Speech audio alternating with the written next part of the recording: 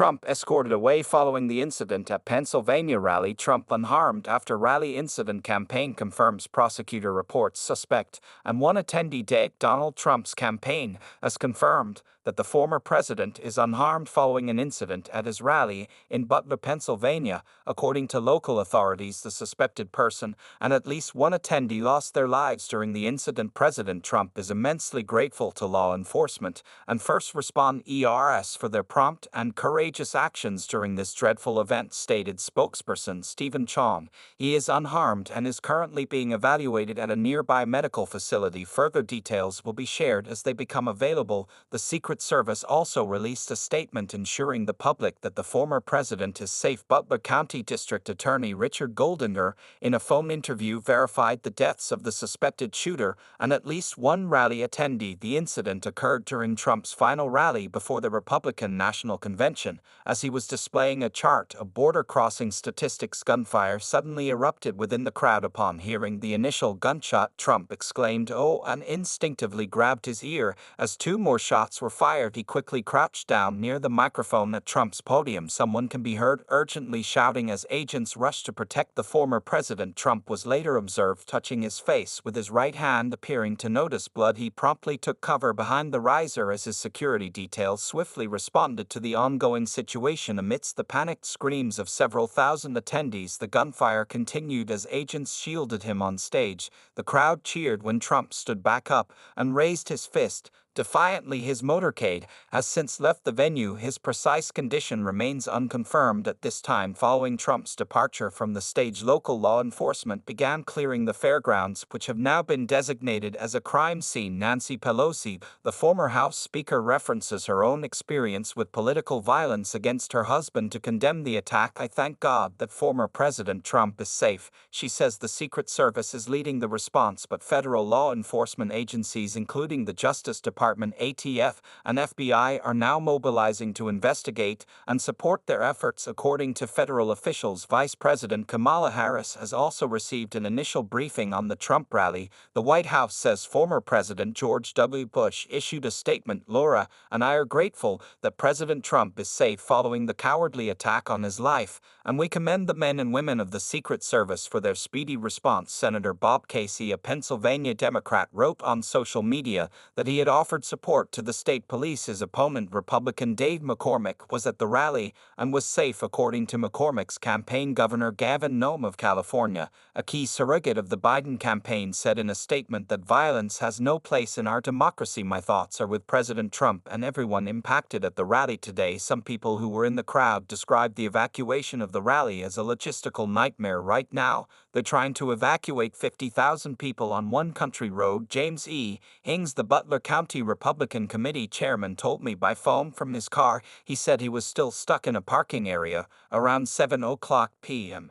Eastern Time. "It's such a tragedy. So many people were crying. We waited here since 10:30 this morning." President Biden is being briefed on the incident at the Trump rally by Kimberly Cheel, director of the Secret Service, Homeland Security Secretary Alejandro Mayorkas, and Liz Sherwood Randall, the president's Homeland Security advisor. The White House reported Senator Mitch McConnell of Kentucky and the Republican leader in the Senate said in a statement tonight, "All Americans are grateful that President Trump appears to be fine after a despicable attack on a peaceful rally. Violence has no place in our politics. We appreciate the swift work of the Secret Service and other law enforcement." Governor Tim Walz of Minnesota, the head of the Democratic Governors Association and a close ally of Mr. Biden, says he is praying for the safety of Trump and all the attendees at his rally. He thanks law enforcement for their quick response. James E. Hings, chairman of the Butler County Republican Committee, said in a phone interview that he was about 30 to 40 feet away from Trump when he heard what sounded like Axe's shots ring out. "They told us all to get down on the ground," he said. Representative Steve Scalise, Republican of Louisiana and the House Majority Leader, says he is praying for President Donald Trump. "There is never any place for political Violence. Mr. Police was shot and injured in 2017 at a congressional baseball game practice session in the Washington, D.C. as area violence targeted at any political party or political leader is absolutely unacceptable. It has no place in Pennsylvania or the United States, he said. Former President Donald J. Trump was escorted off the stage by Secret Service agents and into his motorcade just minutes into his rally on Saturday in Butler, PA. After a series of pops that sounded like gunshots rang out. The exact source of the noises was unclear, but Mr. Trump's face and ear were bloodied as he was rushed off the stage before the Secret Service escorted him off stage. He pumped his fist in a defiant gesture to the crowd. A Secret Service spokesman said Mr. Trump was safe. A spokesman for the Trump campaign, Stephen Chung, said in a statement that the former president was fine and is being checked out at a local medical facility. He did not provide further information on whether or how Mr. Trump had been injured, and officials would not provide more information on whether any rally attendees were injured. Here's what else to know. Mr. Trump had been showing supporters a chart of numbers about border crossings when the apparent shots rang out. He ducked quickly after the noises began, with the sound coming from the bleachers left of where he was standing at a lectern. The noises came in two groups and smoke appeared in that section of the bleachers. President Biden was briefed on the incident by the director of the Secret Service, Kimberly Cheel, Alejandro Mayorkas, the Secretary of Homeland Security, and Liz Sherwood Randall, his Homeland Security advisor. The White House said GV Josh Shapiro, Democrat of Pennsylvania, said in a statement that he had been briefed and that the state police were on the scene working with federal partners. The Secret Service is leading the investigation, but the Justice Department, the FBI, and the Bureau of Alcohol, Tobacco, Firearms, and Explosives will assist, according to federal officials. Republicans and Democrats alike were quick to condemn what they viewed as an apparent act of political violence. I am horrified by what happened at the Trump rally in Pennsylvania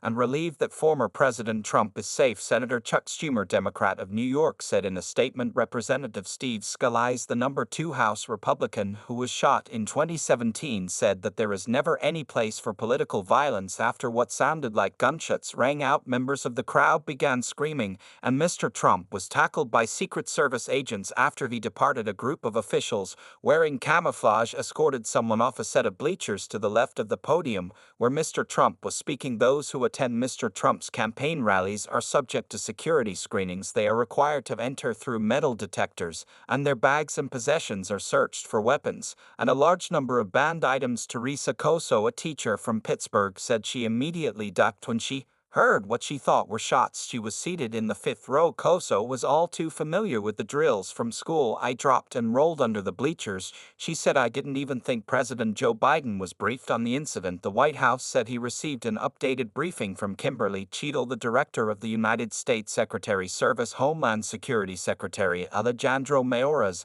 and White House Homeland Security advisor Liz Sherwood Randall. Trump's eldest son, Donald Trump Jr., posted a photo on X of Trump, his fist raised and his face bloody in front of an American flag with the words, "He'll never stop fighting to save America." North Dakota cover over Doug Barham, Florida Senator Marco Rubio, and Ohio Senator J.D. Vance, the 3 men on Trump's short list for vice president, all quickly sent out statements expressing concern for the former president, with Rubio sharing an image taken as Trump was escorted off stage with his fist in the air and a streak of blood on his face, along with the words, "God protected President Trump." Pennsylvania Governor Josh Shapiro, a Democrat, said in a statement on X that he had been briefed on the situation, and Pennsylvania State Police were on hand at the rally site. Stephen Chung, a Trump spokesman, said former President Donald J. Trump is fine and is being checked out at a local medical facility. He added that Trump thanks law enforcement and first responders for their quick action during this heinous act. Praying for President Trump, wrote Speaker Mike Johnson in a social media post, joining the chorus of lawmakers on Capitol Hill who are expressing support for the former president. Senators Marco Rubio and J.D. Vance and Gov. Doug Barham of North Dakota, 3 of the Republicans contending to be Trump's running mate, all expressed prayers for the former president and the rally's attendees on social media. I saw blood on his ear, said Ron Moose, a rally goer from Newcastle, PA, about Trump before Trump was escorted off.